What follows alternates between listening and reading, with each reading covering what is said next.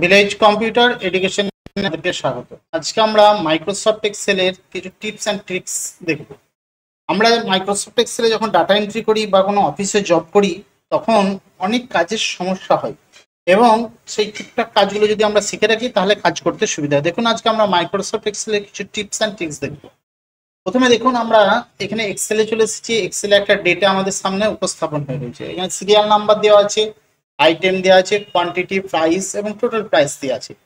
এরপরে দেখুন এই সিরিয়াল নাম্বারের ঘরটা অনেক বড় হয়ে রয়েছে। আমরা যদি এটাকে ছোট করতে চাই কি করি, প্রথমে এটাকে সিলেক্ট করি, সিলেক্ট করার পর এটাকে টেনে নিয়ে এইভাবে ঠিক করি। আবার দেখুন এটাও অনেকটা বড় হয়ে রয়েছে, আবার এখানটা ধরি, এখানটা ধরে নিয়ে যে এইভাবে ছোট করতে থাকি।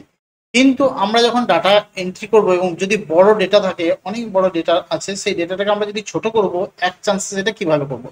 প্রথমে দেখুন মাউসটা আমরা নিয়ে চলে যাব একদম কলামের উপরে এ বি সি ডি যে কলামগুলো আছে এখানটা থেকে নিয়ে এলাম। দেখুন একটা তীর চিহ্নের মতো কার্সারটা হয়ে যাচ্ছে। দেখুন এখানে প্লাস আছে, এই তুললাম, দেখুন একটা কার্সার চলে আসছে। এবার এটা মাউসটাকে ক্লিক করে ড্র্যাগ করে এটাকে সিলেক্ট করে নেবো, সব কটাকে সিলেক্ট করে নিলাম। এরপর দেখুন আমরা যখন এই যে কলামের ভাগটা আছে, কলামের উপরে যদি আমরা মাউসটা নিয়ে আসি, দেখুন একটা কালো রঙের কার্সার চিহ্ন হবে, দুদিকে তীর চিহ্ন দেখুন হয়েছে। এটাতেও দেখুন হচ্ছে, এটাতেও দেখুন হচ্ছে, ঠিক দাগটার উপরে আনলে। এবার যদি আমি ডবল ক্লিক করে দিই, ডবল ক্লিক করার সঙ্গে সঙ্গে দেখুন যতগুলো ডেটা ছিল সব যতটুকু জায়গার দরকার ততটুকু জায়গা নিজে নিজে নিয়ে নিচ্ছে অটোমেটিক ভাবে। এটা আমাকে একটা একটা করে তৈরি করতে হলো না। তাহলে কি হলো, আমার সময়ে অনেকটা সাশ্রয় হলো এবং কাজটা খুব তাড়াতাড়ি হয়ে গেল। এই যে ডেটাটা এরকম ছিল, প্রথমে কি করলাম, এখানে এলাম, এটাকে সিলেক্ট করে নিলাম। সিলেক্ট করার পর আমরা যে কোনো জায়গায় এই উপরটাই যে খেয়াল রাখতে হবে, এই মাথাটাই যে ডবল ক্লিক করে দিলেই আমার ডেটাটা চলে আসবে। কিন্তু সিলেক্ট করার সময় যদি আমরা এইভাবে সিলেক্ট করি তাহলে কিন্তু হবে না। সিলেক্টটা করতে হবে ঠিক এই ওপর থেকে ধরে তীর চিহ্নটা আসবে তখন সিলেক্ট করতে হবে। তারপরে কি হবে, নিচে যে সেলগুলো আছে সেগুলো সিলেক্ট হয়ে যাবে। এরপরে যদি আমরা ডবল ক্লিক করি, এই কার্সারটা এখানে এনে ডবল ক্লিক করে দিই, তাহলেই দেখুন ডেটাগুলো নিজে নিজে জায়গা ধরে নেবে। এটা গেল এক নম্বর। দু নম্বর হচ্ছে, ধরুন এই হার্ড ডিস্ক আছে, হার্ড ডিস্কের জায়গায় আমি অন্য কোনো শব্দ এর সাথে যোগ করতে চাই।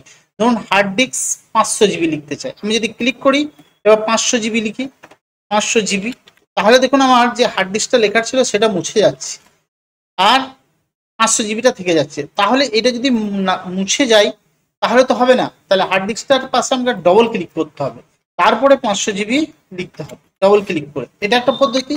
আর যদি বলি না ডবল ক্লিক করব না, তাহলে আমি এখানে ক্লিক করব যেটার ঘরটাই পরিবর্তন করতে চাই, এবং দেখুন এই যে ফর্মুলা বারটা আছে উপরে, ফর্মুলা বারের পাশেই দেখুন হার্ড ডিস্ক লেখা আছে। যদি আমি এটাতে ক্লিক করি দেখুন এখানে পেন ড্রাইভ দেখাচ্ছে, দেখুন এখানে ক্লিক করি এসএমপিএস দেখাচ্ছে। এই ফর্মুলা বারে এসে ক্লিক করে দেবো।